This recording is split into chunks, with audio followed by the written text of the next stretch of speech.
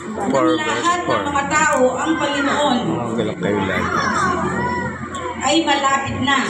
Huwag kayong mabalisa anumang bagay, kundi sa lahat ng mga bagay sa pamamagitan ng panalangin at daing na may pagpapasalamat ay ipakikilala ninyo ang iyong mga kahilingan sa Diyos. Amen.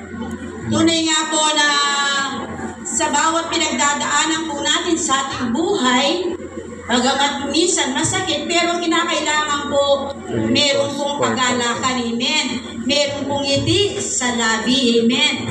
Kaya napaka-importante po ng salita ng Panginoon na kinakailangan sa bawat buhay po natin, huwag po tayong mabalisa. Amen. Bagamat dumarating ang mga trial sa ating buhay, kinakailangan meron pong kagalakan sa ating Panginoon. Amen.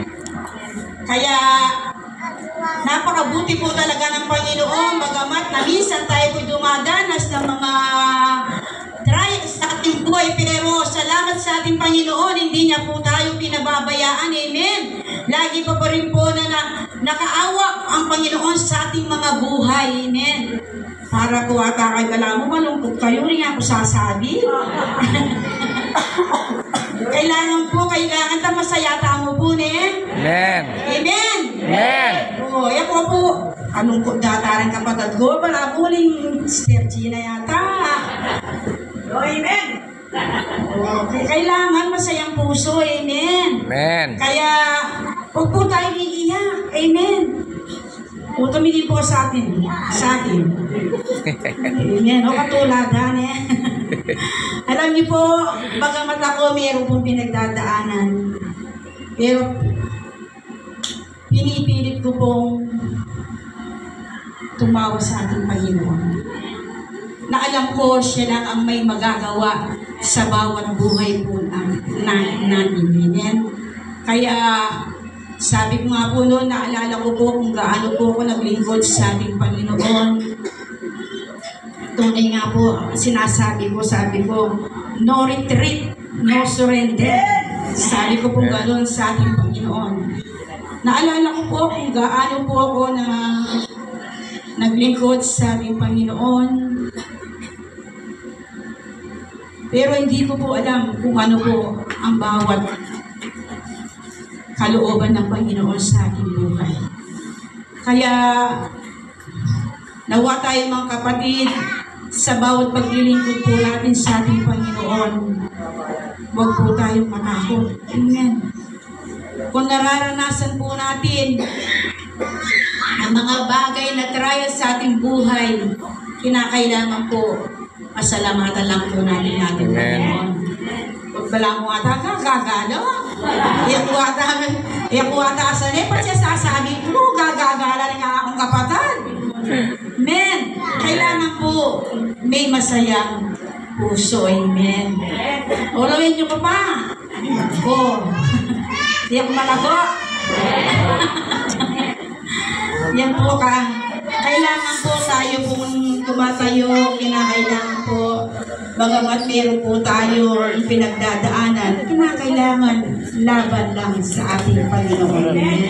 Yan. Kaya, Brother Peter, gawin niya pa yung mamo. Kaya po, maraming salamat sa ating Panginoon. Nawa tayo pong lahat ay sama-sama po tayong maglilingkod sa ating Panginoon. Kaya, napakabuti po talaga ng ating Panginoon sa ating buhay. Bagamat na minsan, masakit, pero kinakailangan, laban lang. Amen? Laban lang. O, maglita pa ang upo. Okay? Wala mo ata na nakasaid ang mailya. Kailangan may litang po niya. Amen. Kahit din kapatid yung kayo ni yung kalago. Kasagid natang may niya. Kaya po maraming salamat sa ating Panginoon. Sa Diyos po ang lahat ng kaburihan. Amen. Yan, may lita pa po. Ano ba ito? Pag-advise kang Sister Gina. Totoo nga po, no, pag talaga pong may matinding pagpapala ang Panginoon, talagang daraan ka sa matinding purpose, ay sa matinding pagsubok. Marahil hindi po natin maunawaan, bakit po natin napagdadaanan yung mga bagay na ganito, na wala po ala ng ending. Pero bago yun, tutungan po, nginimi po ang pagsiyasiyasat ng bakit kitang mga palabasan ang pagdaanan. Yaku, yung kapatid ko, Sister Rima, anya kung may papag-sharing kami kung bakit may apagdalanan itang dakala pagsubok mo rin bilang pong mag-asawa. Kasi po atin niya palang masanting nga plano nga pong dito. Sabi nga po ni yung si brother, nung nag-testimony siya, dinadaanan natin to para tumibay pa sa mas matinding pagsubok na ating pagdadaanan. Para po po tagatsutan na kitang matindi pagmadita na mo. Kasi nga pong dito, tetataganang ipananampalataya tamo. Amen?